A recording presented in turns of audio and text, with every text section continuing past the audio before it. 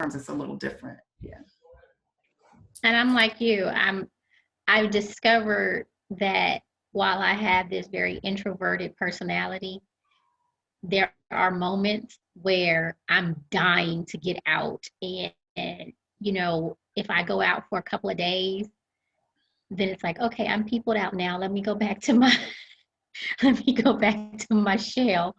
So it's just I have those moments where I need that heightened human interaction, and I enjoy it. I revel in it. I can be extremely social and have a good time, life of the party kind of thing. And then all of a sudden it's like, okay, so let me go back to my introvert status, because I'm real good just being kind of closed off.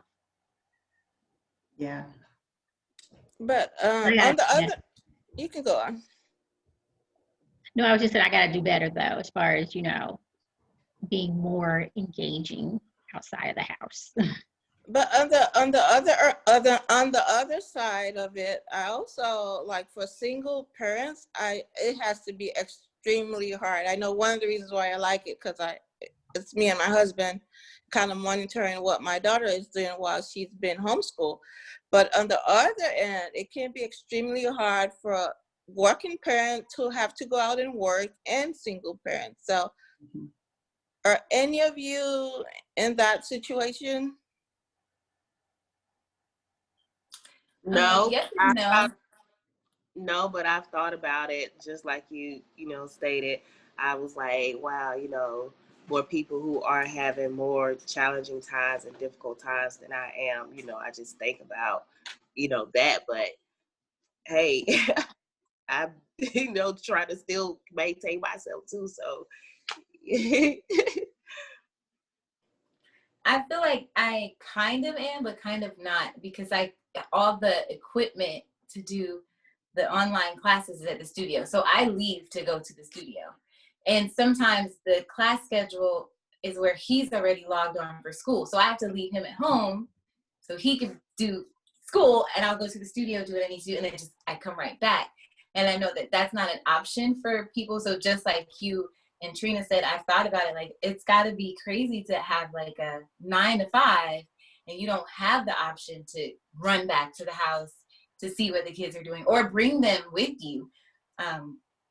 But just to know that for that amount of time, whether it's 3 hours or 2 hours or whatever, that I have to leave him, I am like, what's going on? Just want to make sure you're in class. I'm trying not to text him because he should be in class. So it's got to be really tough. Yeah. Yeah. You're trying to sleep on it. Like, I know when they first started doing the virtual school, my son was like, "Well, you gotta go." I said, "Well, you still gotta, have a schedule. They give you a schedule and everything. You just can't do what you want to do just because you're not going in person." Exactly. Yeah. I know I had to set some real boundaries for my kids because one, for me, I needed to know, okay, during this period of time, I could do whatever X, Y, Z. And two, I think sometimes, well, at the beginning, they didn't see it as real school. And like one day my daughter came down, she had a little tank top. And I was like, and where are you going? And she was like, oh, it's just this virtual school. I was like, still, if you wouldn't wear that on a regular day, why do you think you can wear this for school? And so their mentality was just like, this is for play. This is not real. So once I got them out of that, by week 3, I think it's starting to kind of become a norm, but I really had to make sure they understood that, they're still supposed to be learning and doing something. This is just not, I'm just trying to keep you busy work, because I don't want them to fall behind. But one thing I realized that I have to show myself some grace too in it, because everybody's in the same boat. Everybody. So everybody's child is probably not in an ideal situation, but you still have to have some sort of structure or everybody's going bananas with it. I've been seeing a lot of moms say that they're figuring out what really works best for their kids. and trying to tailor that learning experience to them so that it doesn't become so stressful on the child and also on the parent. Because for those schools where they're not literally having to be logged into a virtual session, 5, 6, 7 hours a day, it's almost a little unrealistic to think that they're going to be able to just sit at home and be completely engulfed in something for 5 or 6, 7 hours a day, because we really can't do it as adults. And so, with that, they've been saying, well, it's good to have a routine, but you need to build that routine around what works for your child. So if your child, does better with early mornings, then maybe you have them up and at it at, 7, 8 o'clock, because, by noon, they're kind of checked out. Versus if you have a kid who works better later because they're not a morning person, then kind of give them the grace to start a little bit later, because that's where you're going to get the best out of them. Because I remember when my kids were growing up, my youngest was not a morning person at all. So she went to like what's called PM kindergarten. I don't know if they still have that, because there was no point in making her get up and be at school at 8 o'clock, because she was just not going to be there mentally. So let her go at 11:30 so she can, get up on her own terms. And by 11:30, she was bright-eyed, bushy-tailed, ready to go, engaging, interactive, and all of that. But we knew if we sent her to school at 8 o'clock in the morning, it was not going to be a good experience for anybody. Mm-hmm. And she's very much still the same way. She is up all night long. So at 3, 4, 5 in the morning, she's doing whatever she's doing, totally focused. But if you call her at 8 o'clock, expect voicemail. Mm-hmm. I never heard of PM preschool. That's cool. Oldest went to AM kindergarten because she didn't mind getting up in the morning. But my youngest, she went to PM kindergarten. I love that.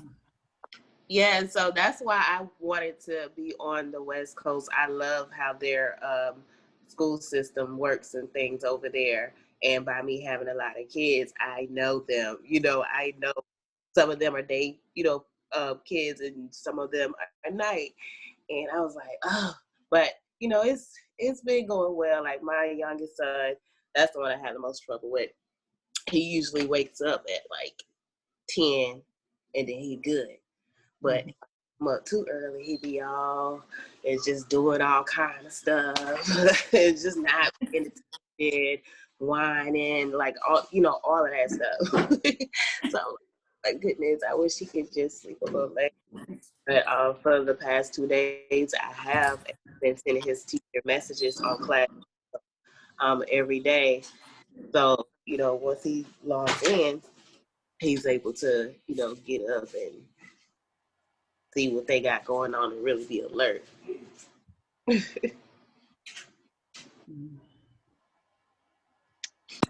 Crazy time. Crazy time. Mm-hmm. Yeah. So is anybody working on anything with their business, any goals, anything that's happening, what you're looking forward to in the future, what you're building, like all of that? I'm working on trying to figure out the best way to let people know that they can come into the studio without spending, thousands of dollars on a bunch of more equipment. We bought an air purifier or an air scrubber. It's like a NASA certified air scrubber. And then I'm going to put like lights on the floor, but I'm trying to figure out over here, do people really even want to come out? Because I'm seeing in Midtown and other places, the yoga studios are basically back to normal, like as if COVID doesn't exist. And I'm not in that headspace. And my mom comes to the studio and she's over 65. So she's not playing that either. We're taking temperatures for anyone who does come in. But I don't even think that in this Cascade area that people are even really ready to come out. So then I'm like, should I just, I don't know. I'm working on the balance, but, and changing the class schedule around, because now that it's virtual, people don't come to 6 a.m. class. 7 a.m. class as much, but they will come to 10 o'clock class.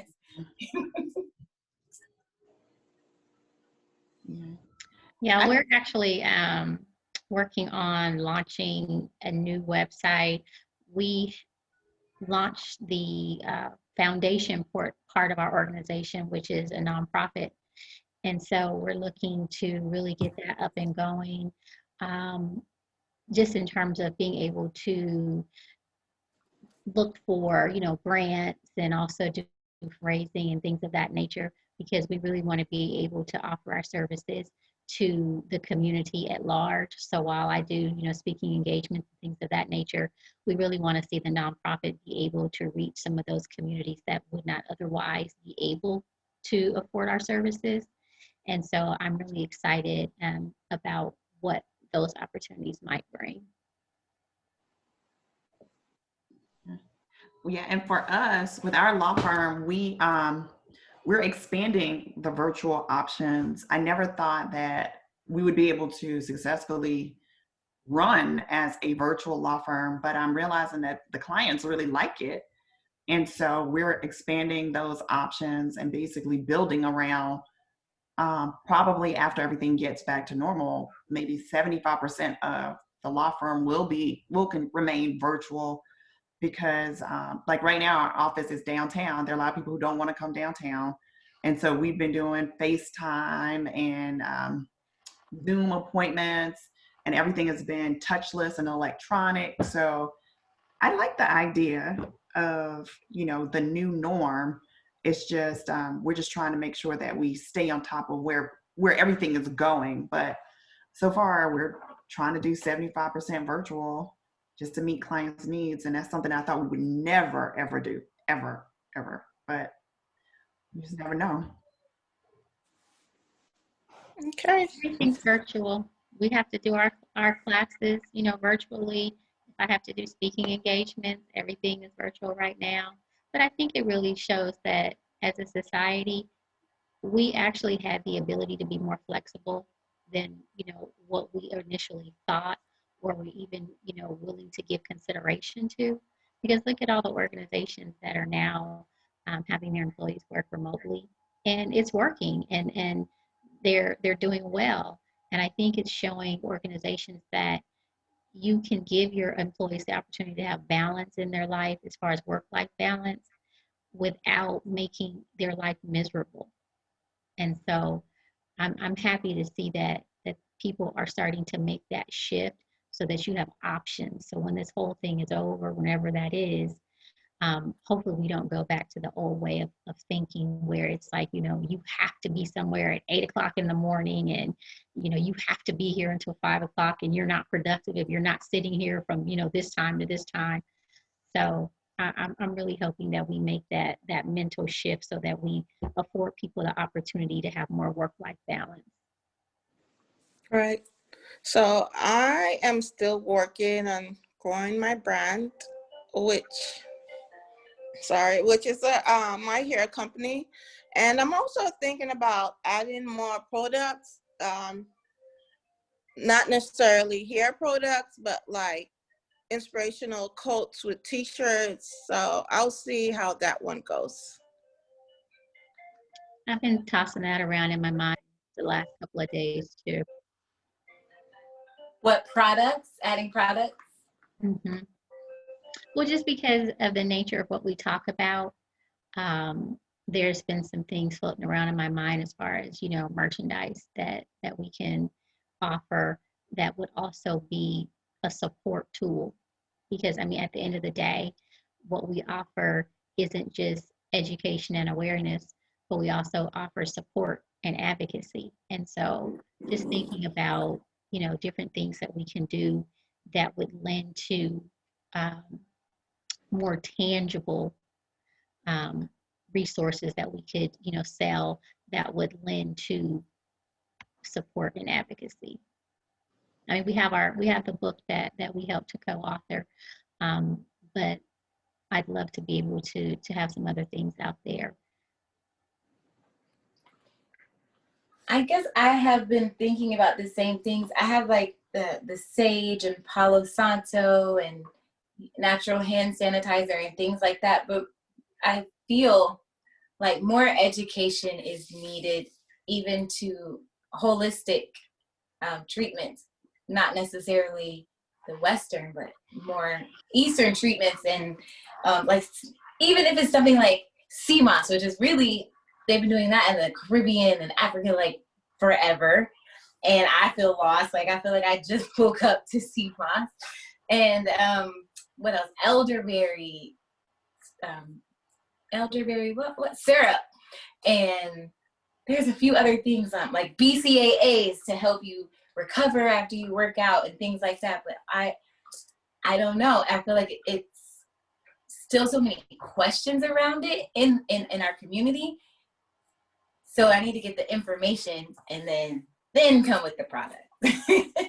Otherwise, I feel like it'll just sit there. I started taking sea moss about 2 months ago, maybe 3 months ago. Mm-hmm. And I go to the health food store and I get the dehydrated pieces of it, and then you have to bring it home and soak it and rehydrate it, and then mix it up. And I mix mine with like applesauce. Oh yeah. And so then I can just take two tablespoons a day.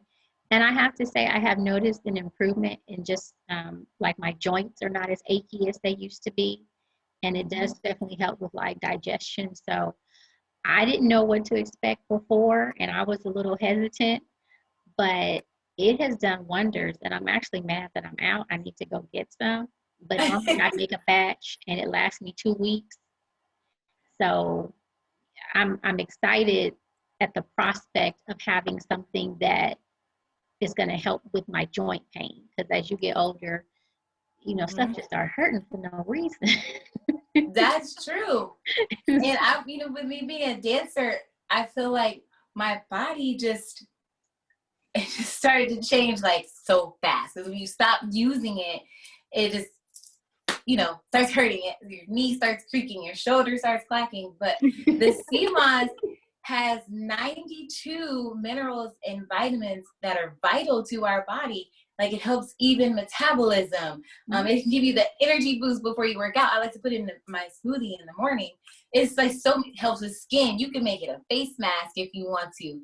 There's so many ways you could use it. I just am like, how did I not know about this before now? I take mine before bed, and I didn't know that it was going to give you such a burst of energy. And so when I first started taking it, I couldn't figure out why I wasn't sleeping. And so finally I was like, oh, it's the sea moss that gives you energy. So that's why I'm like, at 3 a.m, my eyes are popping open, and I'm like, okay. But I've started to adjust, but it really does give you energy, because I realized that I don't necessarily require so much sleep. Although I love to sleep, I don't require as much when I'm taking it. Yeah. Also, Tiffany, especially during a time like this, have you thought about like adding like immune boosters? Something to boost the immune system? Yeah, so I partnered with Juiced Up, and she is a natural juicer who has helped her father heal from cancer and things like that, using juice and a lot of other things. But so she does our ginger shots. She comes and does like what is it? There's a turmeric shot, and then there's like the power booster that has elderberry, ginger, turmeric, and spirulina.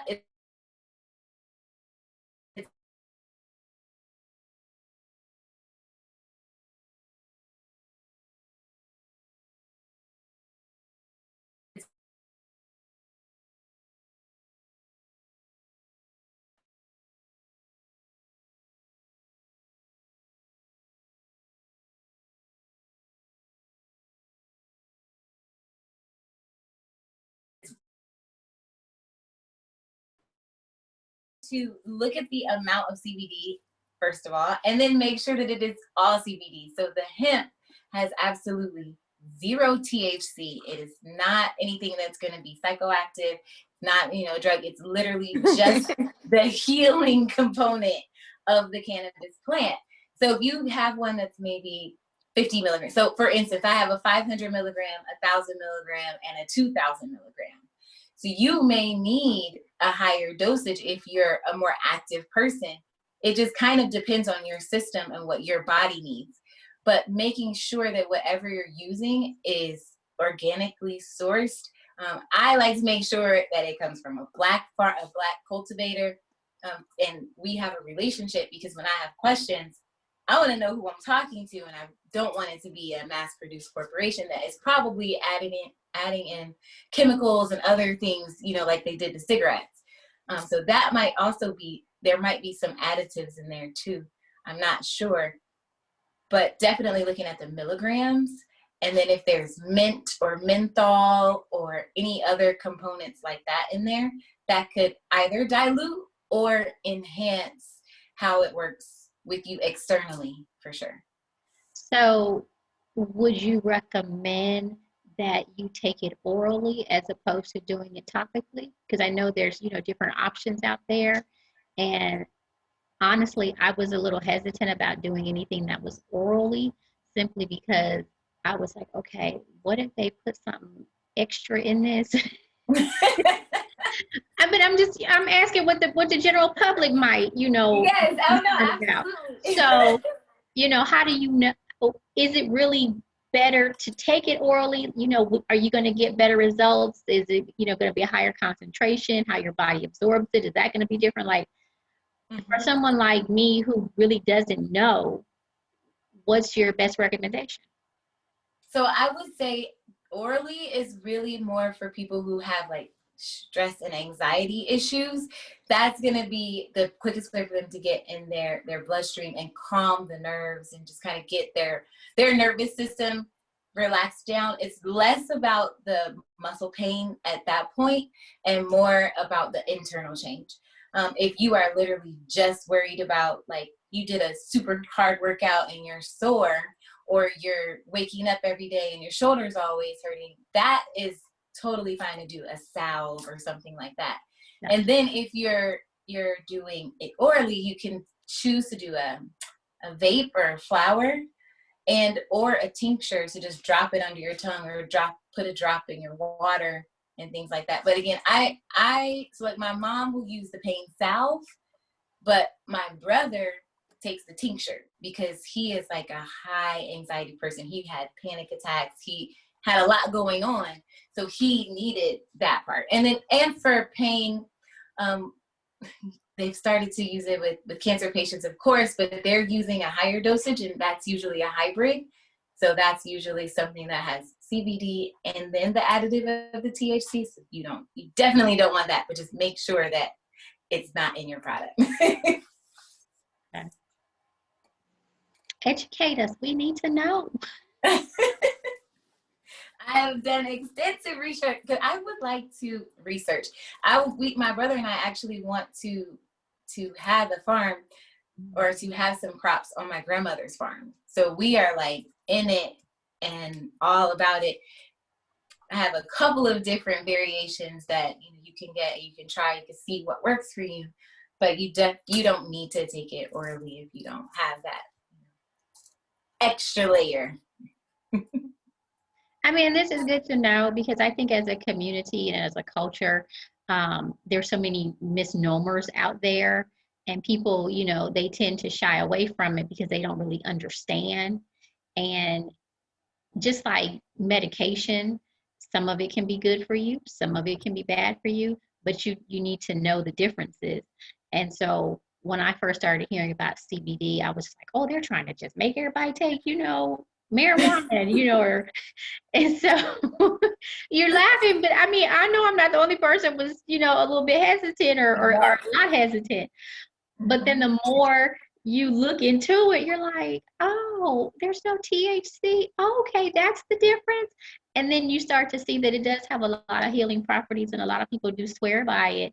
And, why walk around and be in pain all day? Or if you're a cancer patient, why have some of the side effects from chemo if you don't necessarily have to have them? So it's best for us to, to educate our community so that we can get the best out of, everything, because it really it's another herb, and they make medications out of herbs. We make teas, like we don't mind drinking the teas because we want to improve our digestion and all that kind of stuff. So we just have to figure out what we're actually ingesting or what we're using, and make sure that it's a benefit and not a harm.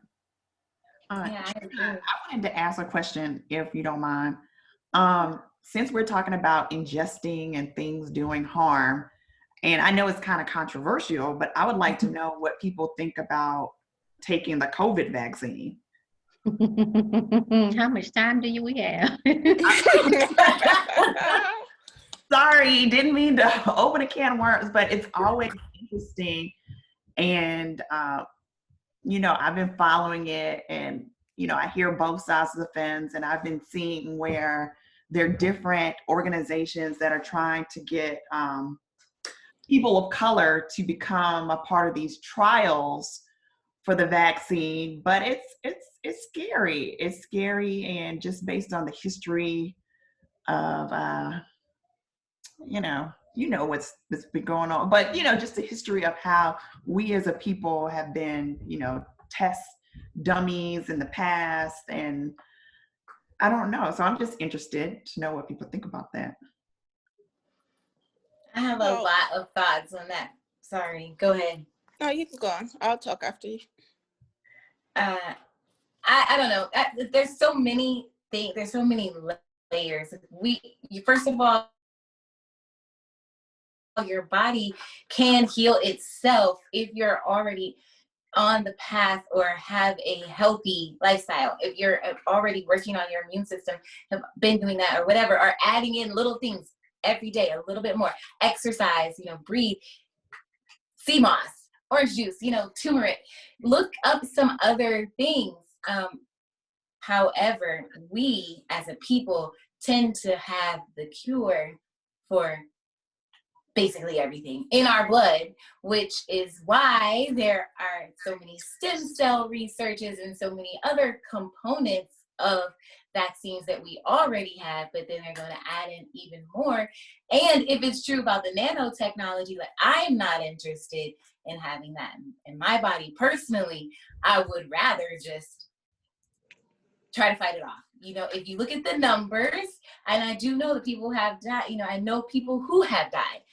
But looking at the numbers overall, what is it? Less than 1% people are actually passing away. You can recover, depending on how it may not be pleasant, but you can recover. And if you look at polio, if you look at SARS, if you look at all the things that we've already cured and that they've already tested on us, I'm just not interested.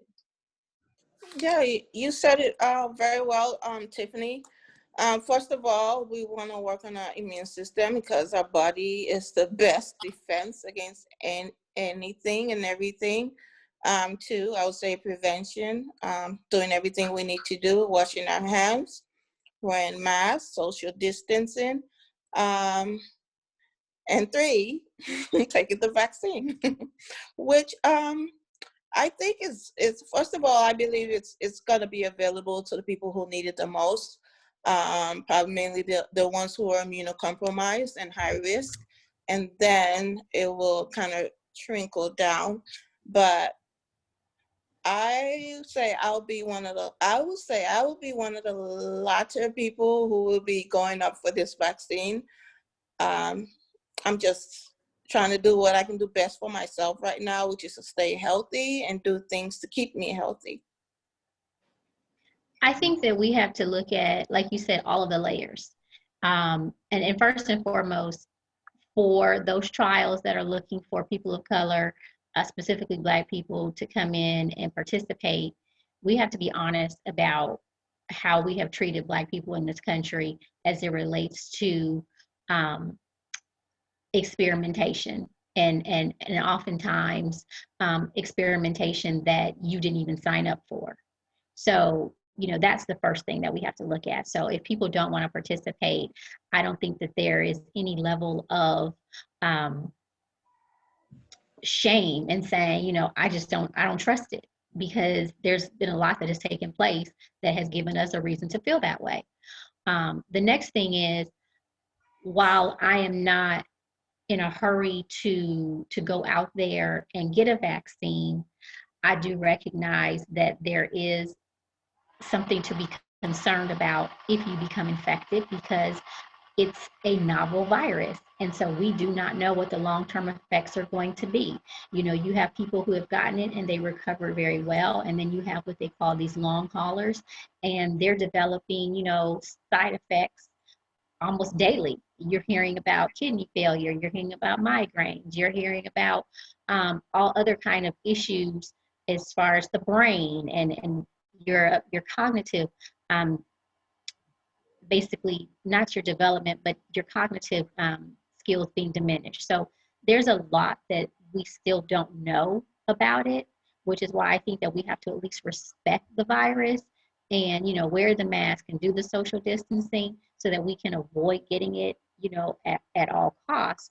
Um, and I'm not an anti-vaxxer by any stretch, but I'm also not in a hurry to go out and get it, because I mean, you think about something that they basically developed in what, 6, 7 months,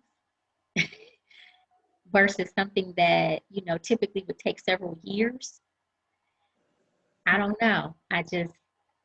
It, I personally am not in a hurry to go and be a part of that.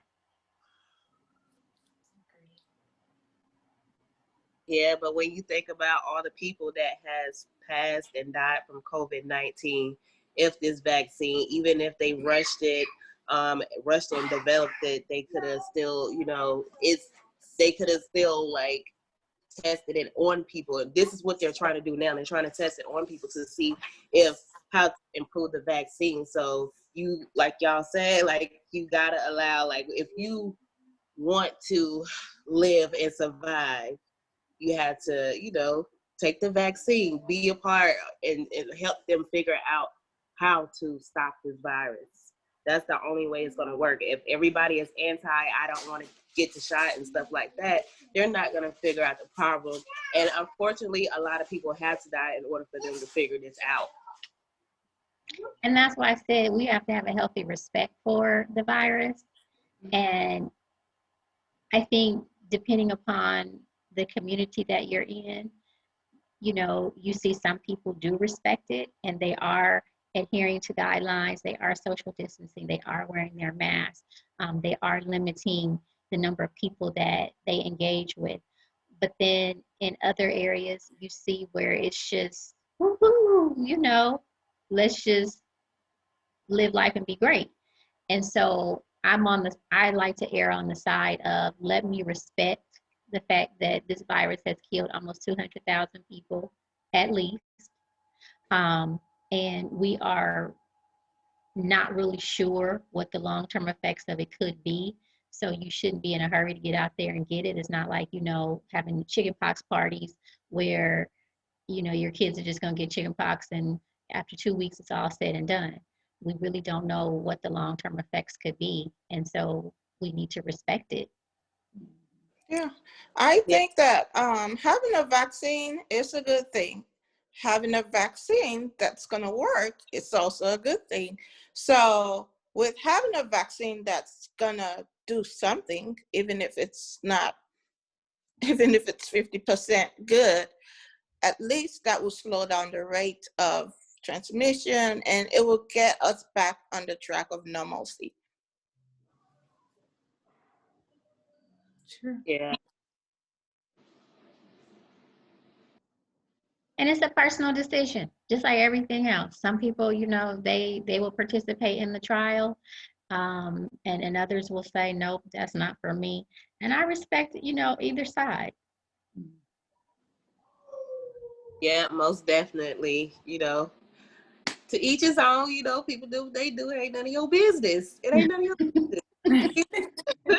And with everything that we take, there are side effects. So even with the vaccine, no matter how good it is or miraculous it is, let's all expect there are going to be some side effects. However, let that don't defer people from getting it, because we need to weigh the pros against the cons. So if the pros are more than the cons, then go for it. Yep, yeah, that's pretty much how we feel about that.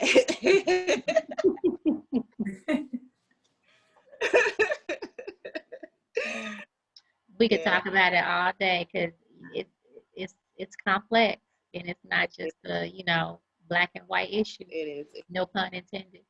Right, right. It is. Like now you have to really be focused, and alert and attentive and making sure that you're doing the things that you need to do on a daily basis, for you.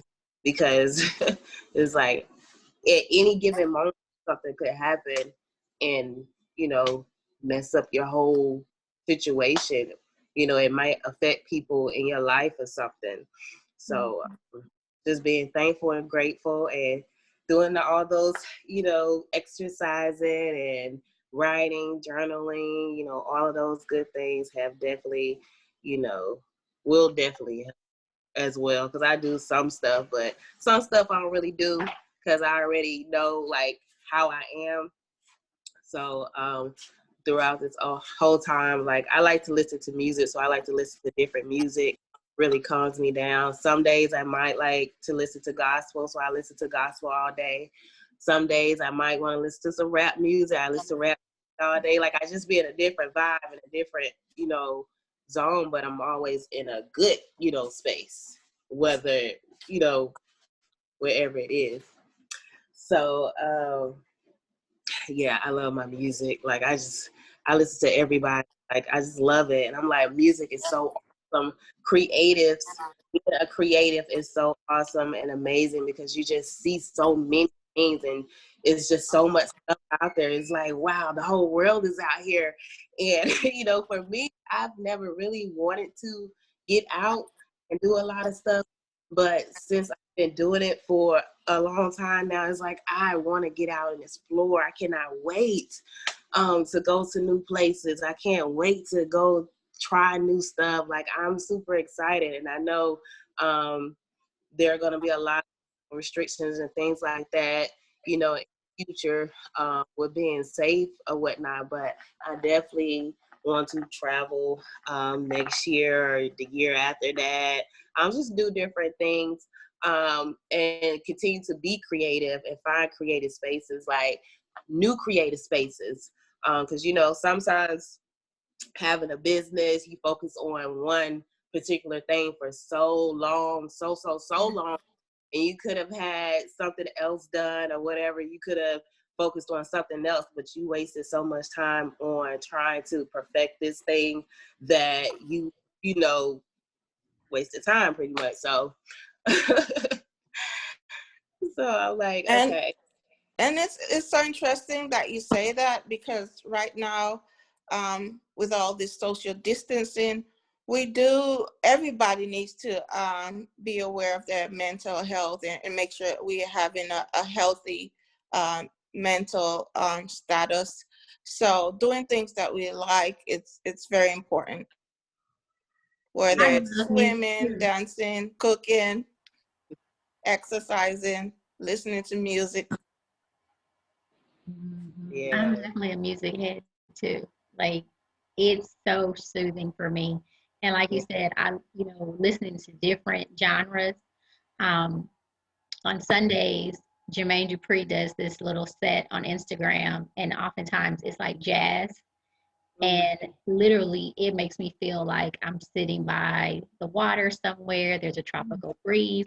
Like if I close my eyes, I could swear I'm out by the ocean because the music is always so soothing. But then in the middle of the night, you have this guy, Brian Michael Cox, who does these different Love Zone sets that are just so amazing. And you're learning so much about the history of music.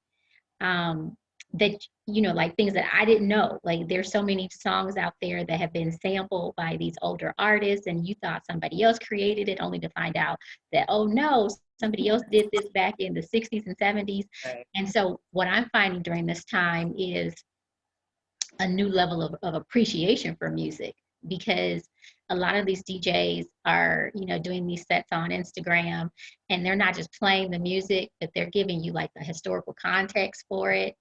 And it is just, it's been really exciting for me because I do love music. And even with like the versus battles, it Yeah. Yeah, I bring out love my those. life last Sunday with, Patty and Gladys. Like, Yeah. I'm such an old soul. So I'm sitting there and I'm singing at the top of my lungs because it was the best. A lot of people posting like, my mama want to see it, but she ain't on Instagram. How can I watch it? So they gotta figure it out for mama. They gonna have to create her Instagram right quick so she can see it. Right? I mean, and really like all day long, especially on the weekends, there's somebody out there playing some music, and it's just it's what we used to do when we were kids, when you would have to wake up in the morning and clean the house and your mama got music playing all day. Like, it really kind of takes you back to that space, but now you're the older person, Yeah. and you're having the appreciation for the music, and I love it. Yeah. Yeah. And that's how I feel like the music is like, it sets the mood. Like, it doesn't matter. Like, it just puts you like in a whole nother space. Like, you just feel awesome, and it depends on like, I know some days I'll have like my down days and I still listen to music, but I listen to like the good music to kind of still keep me up, but keep me thinking at the same time. Like, I be going back and forth with myself sometimes. So I be like, Mhm. But yes, I love music.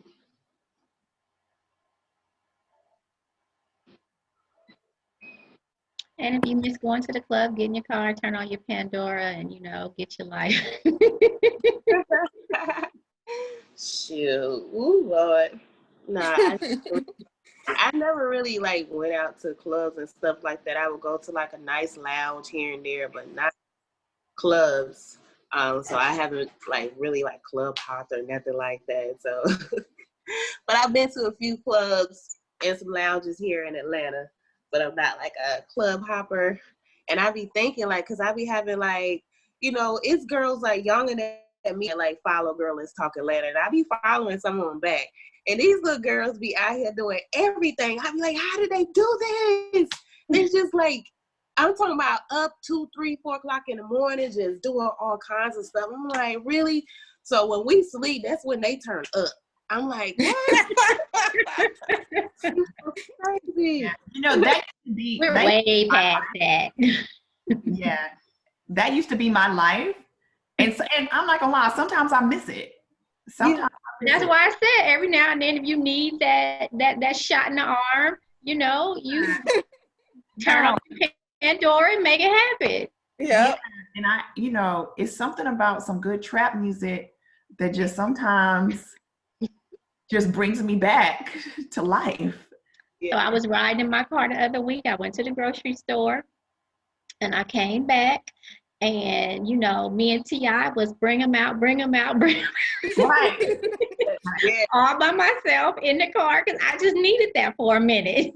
You know, we can be poised and we can turn the jazz on and Anita Baker, later on. But right now, I just bring them out.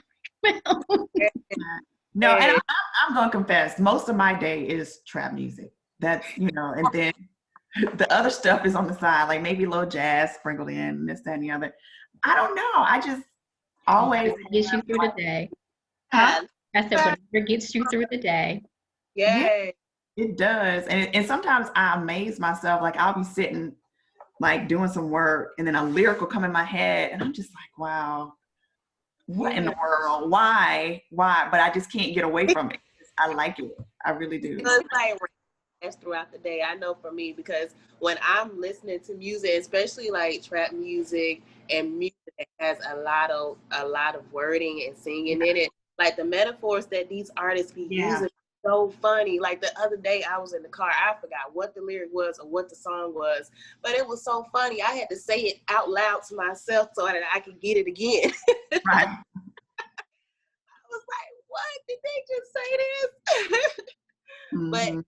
think, wow, like people can come up with this, with pretty much their own language or their own way of saying things, of expressing themselves through words, you know, Right. through characters. And that's amazing. Like and then to be able to feel it, you know, as an individual, like it's amazing. But I mean, when you think about it, our lives are not a monolith.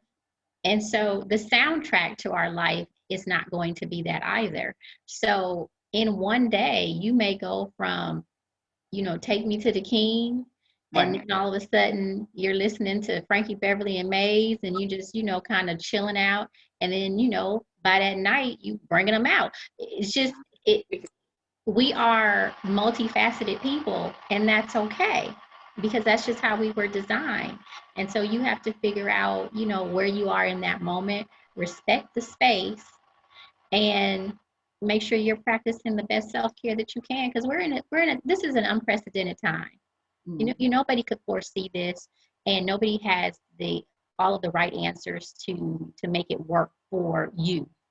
So I feel like if I can just get my music going, wherever I am in that moment will determine what I'm listening to, and it's okay.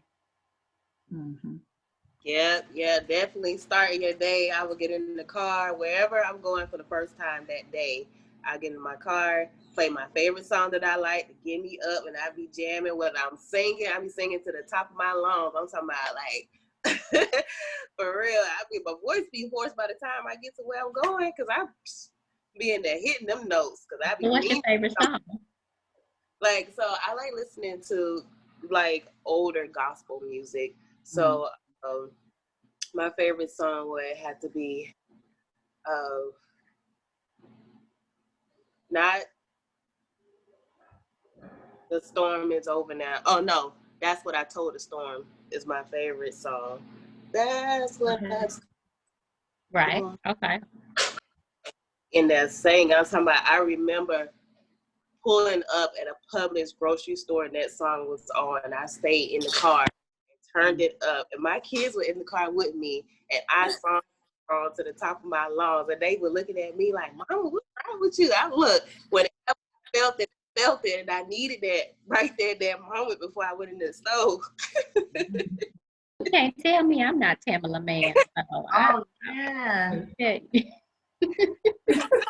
Yeah. For real. Yeah, so it definitely soothes me a lot. Whatever works. Yeah. Yeah. Whatever works. Yeah, so Tiffany, you said you were trying to figure out whether to continue on being in service throughout this time or to kind of stop. Is that what you were saying earlier? No, I know I'm gonna have to keep the virtual element. I just want to also figure out if people are ready to come back in any capacity. And then should I not? So the problem is when I'm doing virtual and people are in studio, if I have two people, then it's a split attention.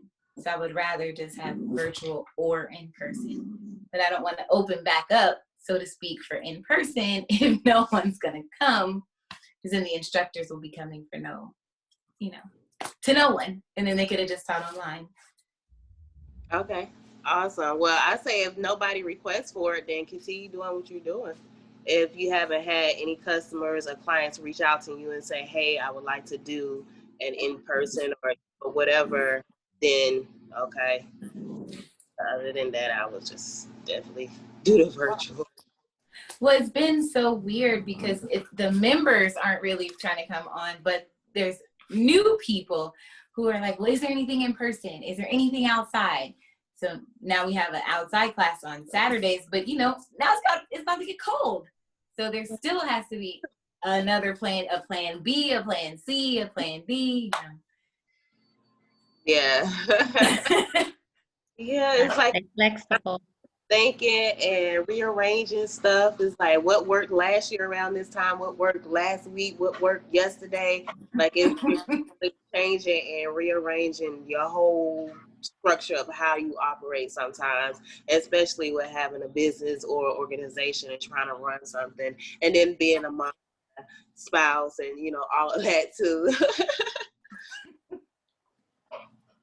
I am like she said, just trying to be flexible and figure it out.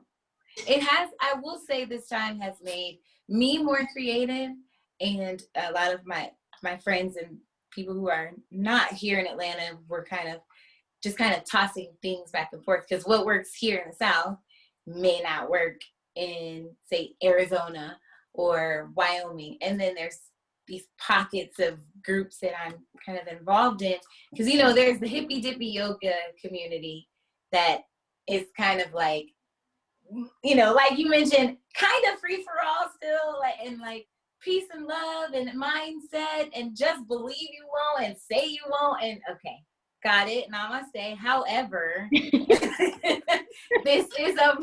a real thing, so I'm still gonna have 6 feet apart. I'm still gonna have sanitizer. I'm still gonna require people to wash their hands, wear their masks. There's still, I'm not all the way to the left, but I appreciate and respect both sides. I just kind of keep my distance from that one, and that way I can still go see my grandma. Right. So is there something new that any of you guys just started recently or throughout this pandemic, something that you kind of started in order to keep you balanced? Everybody saying nothing new? I think I just went back to learning. So even trying to find more healing modalities, more ways to reach people, to take clients on Zoom and start to show them how to manipulate their own body. So if you're not coming in for a stretch session, or you're not coming in for the private yoga, I can show you online, and how to get people to understand trigger points and acupressure without having to go to school for years and years, and some kinesiology and stability and meditation and all of those things. So I think that what I started doing was getting back to learning. So it was kind of like a cyclical situation. Back to learning to be able to teach people to be self-sustainable. So then they're not even dependent on me. And I like that even more, because we're all starting to have to figure things out for ourselves. And the more we can share with other people, then they can kind of, have their own awakening, to kind of tie it back into last week. They can have their own aha moments and fire off their own synapses and make whatever path they want to make.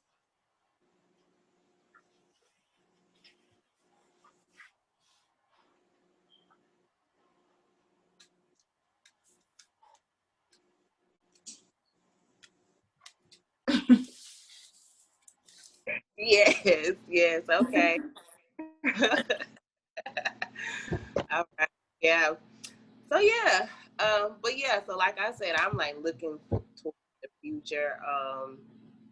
I'm planning, I'm like writing. I've always said like I wanted to write a film and direct and produce something, because I've been a writer pretty much forever. I've been in writing clubs and just wrote poems, stories, and all kinds of stuff, but nothing really published, because that's not really like what I'm focused on right now. So I haven't had time to publish anything or want to publish anything. But I want to do this short film or this film project next year in January for single moms here in Atlanta. So I want my thing is to just highlight the single women here in Atlanta that have different businesses, because when I started into this whole industry, I was a single mom and I didn't have any business friends, and I didn't have anybody that I could relate to in regards to business and being a single mom. And I've met a lot of women who have been single moms. So I wanted to do this for the film project. So I'm super excited to direct and write this whole thing and work with these women. It's going to be things that I want to do for these single moms, like definitely provide them different services throughout the filming. So it's going to be like 6 weeks type situation. So, and it's going to be social distancing. So it's not going to be group people. It's going to be like me and the camera and the person, or, you know, wherever I am.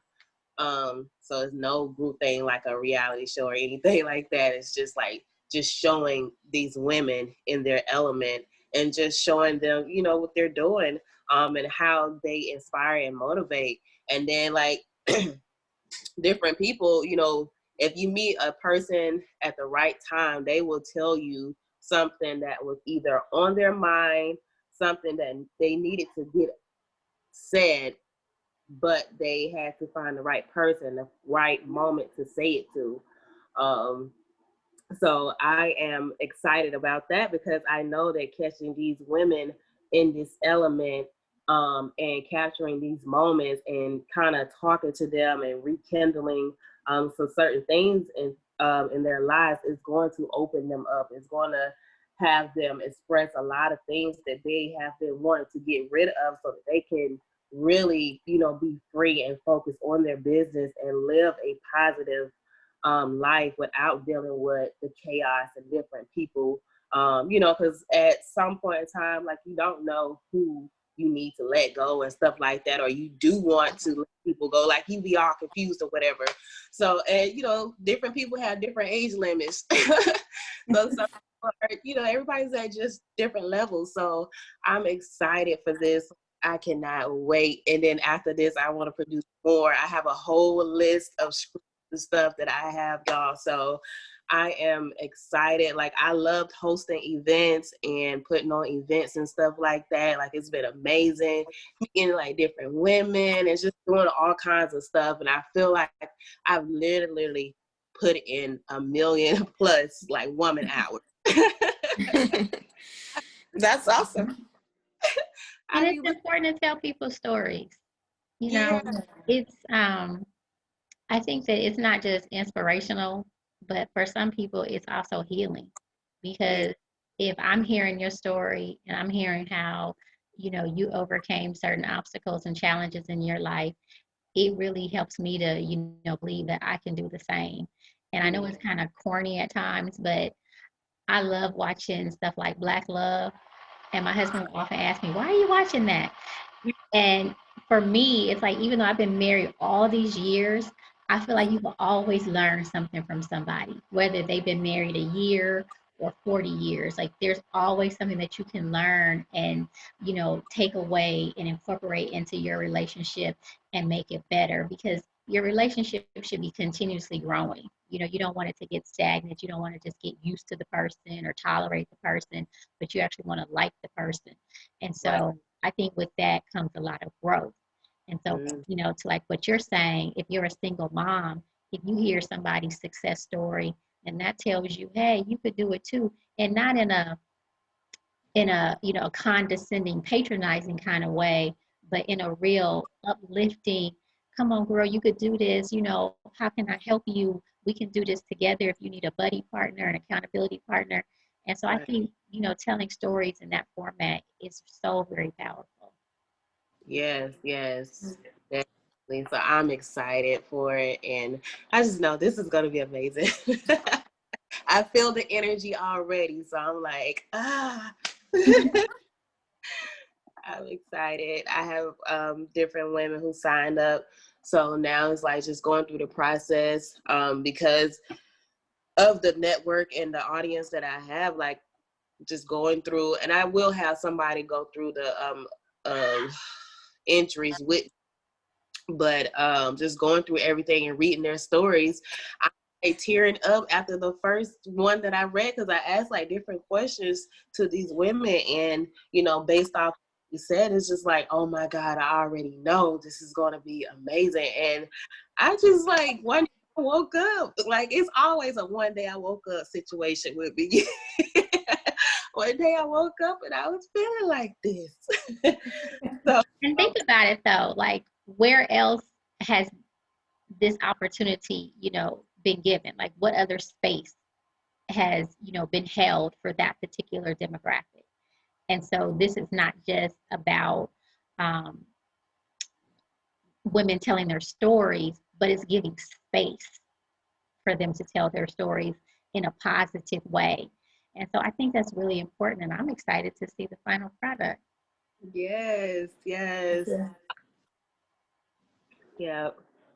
But yeah, so I'm excited about that. And then what else I got going on? Uh so the reality show that I was doing, I think it will be airing soon. That was kind of fun and kind of not, because I didn't know women. I never met them a day in my life. I've worked with them like online. I think like 2 of them I did like promotions or something for. And they just kind of called me and was like, do you want to be a part of this, you know, reality show, whatever? And I was like, oh, you know, I ain't really trying to be in no show or nothing like that. But I was like, okay. And then I knew that I was going to do something else too in like the media and film. And then my friend hit me up. He's doing like a series of whatnot. It's called Book Club. And the series is about women, you know, going to a book club, but these different women have different lives and everything. And they're meeting together, you know, for the book club. You know, some of them ratchet, some of them just do a whole lot of stuff, but, you know, they meet for book club like every Wednesday or whatever. So I'm in that, and that's been fun. Like, I can definitely say that I cannot wait to see it, but at the same time, I'm like, oh my God, what people gonna think? They said I act my butt off, okay? Well, we'll be sitting there going, we know her. Mm-hmm.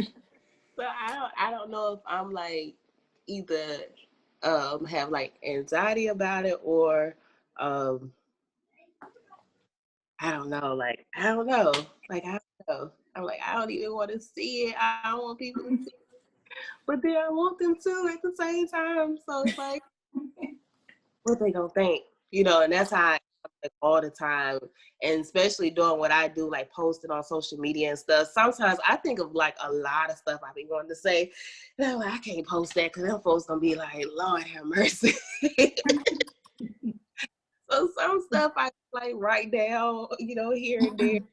And I just have to get them out. Like if I can't put them on social media, I had to write it somewhere. Like grab my phone.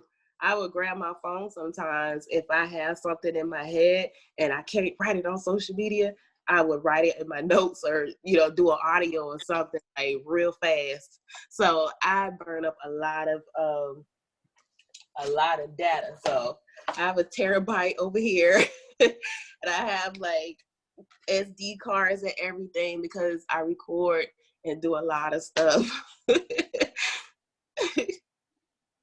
Yeah, so I've been like a tech person ever since I was like in school. Like I just love like different things. So writing was always a thing for me. I used to love to write because I was shy, so I used to write some skills and stuff out. And then I got introduced to orchestra. I moved to a new school, and this school had a, you know, different schools had different programs. So this school had an orchestra program, and I was in the 3rd grade when I started. So I played the viola from the 3rd grade all the way up into high school. And I just enjoyed it. Like I loved going to the concerts. And I don't know, like for my mom or for other kids, they probably was like watching in the orchestra, you know, even like band students or whatever. You probably think like, why they in that? But again, going back to the music, like I love to go to performances and just be in the orchestra and play my instrument. Like that was amazing to me. And I read the notes. So I love that. So and then I got into like drafting and designing in high school in 9th grade. So drafting and designing and architectural design, I used to design houses. We designed formats of different things. We made 3D models of different stuff. And you had to complete 4 classes in order to get a seal on your diploma. So I completed all 4 classes in drafting and design, and 1, drafted 2, drafted 4, 3, and drafted 4, and got the seal on my diploma. So I'm super excited. Like, I wanted to go into that field when I out of school, but I was like, you know what? It's too, like, they was getting too advanced, you know, too techy for me for a minute. I was like, you know what? Let me dial back down for a minute. But I enjoyed doing it. And then when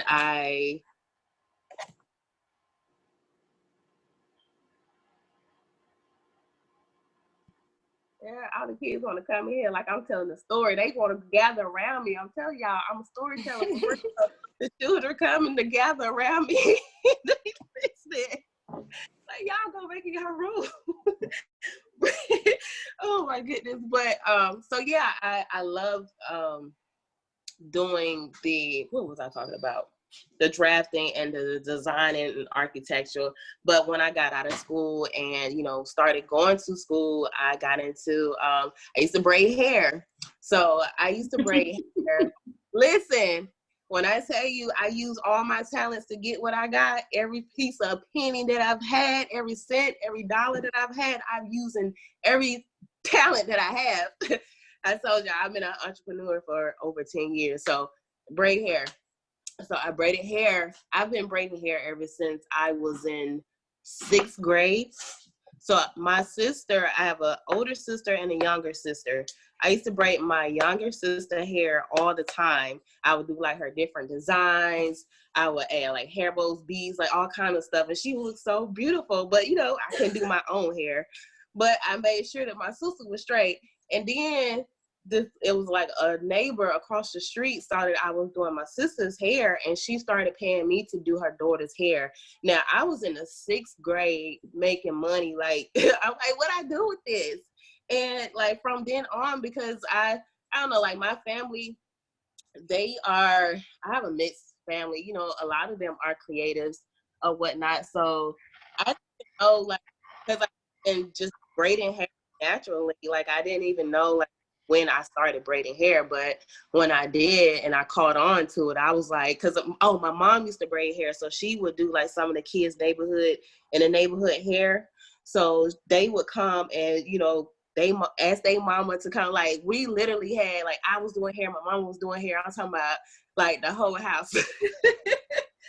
But and I appreciate like just seeing my mama hustle like that. That kind of pushed me a whole lot to where I am now, and just, you know, doing what I do and realizing that, you know, I can use my talents. I can do what I need to do in order to make money. Like, it ain't gotta be, you know, nothing outlandish like out here, you know, doing crazy stuff. But I can do lethal stuff and use my talents or whatnot to do different things that work for me. So yeah, I did hair for a very long time. I moved to California. When I stayed on, I was in the Mojave Desert because I was living on base with my son's dad. He was in the Marines. So I used to braid all the ladies' hair on the base. They used to come, and I remember like the first time I braided the white lady's hair, y'all, I was so nervous. Like, because it was like they had like this little classified thing where, you know, where it was right by the base, so they would go on there like yard sale type stuff, and they would just see different stuff. So I used to get a lot of hits on that page from the people on base who wanted their hair braided. So far it had been like, you know, all Black women. And this white lady, she hit me up and she was like, okay. So she was like, can you braid my hair? Lord, you know, I was so nervous and whatnot, but I braided it and it looked so cute. I was so proud of myself. But yes, I stopped braiding because I just like, you know, it was just too much work with my hand. And I'm like, you know what? I'd rather use this than this. So I chose then to not do that. But I wanted to dive back in it. Like recently, I want to do the kids' barrettes and beads and like different hairstyles and stuff like that, because I have like 2 other women who are interested in braiding hair with me or braiding hair for me for that particular thing. So I want to get back into that. So I'm launching that by the end of this year. So that's going to be exciting. Because I just wanted to do something for the kids. And at the same time, it's not just doing their hairs and putting pretty barrettes and stuff on there. It's going to be empowering, experience. I'm going to talk to them. The person who's braiding their hair is going to talk to them and empower them and ask them questions and stuff like that.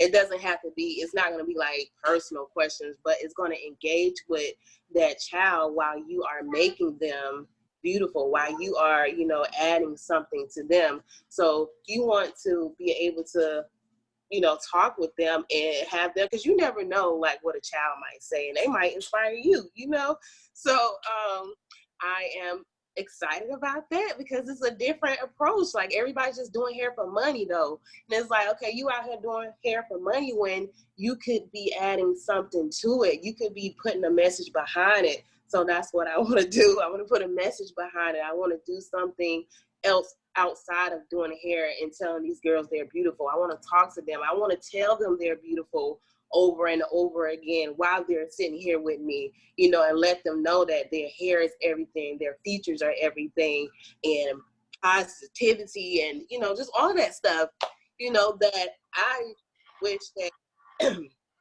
my beautician or whoever was doing my hair said to me, because it's like a lot of times I'm like, dang, I wish somebody would have really, really said that to me, if I was this age or that or whatnot. So I think that's going to be the perfect space and the perfect time to be able to have that dialogue with the kids.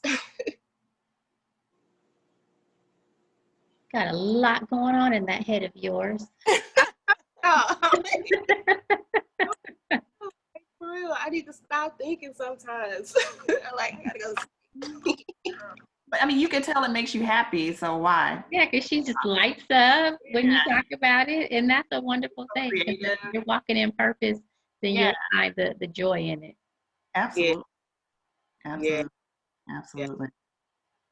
I mean, it's crazy, but just in terms of what we do, it's a dark subject, but when I'm up talking, it just feels so empowering, and I'm like in my element because, it's what I believe in. And so, just like you, it's like, if that's your purpose and that's where you find your inspiration, then it's going to come through. Just, when you're talking about it, you're going to see the joy that's inside. Yep.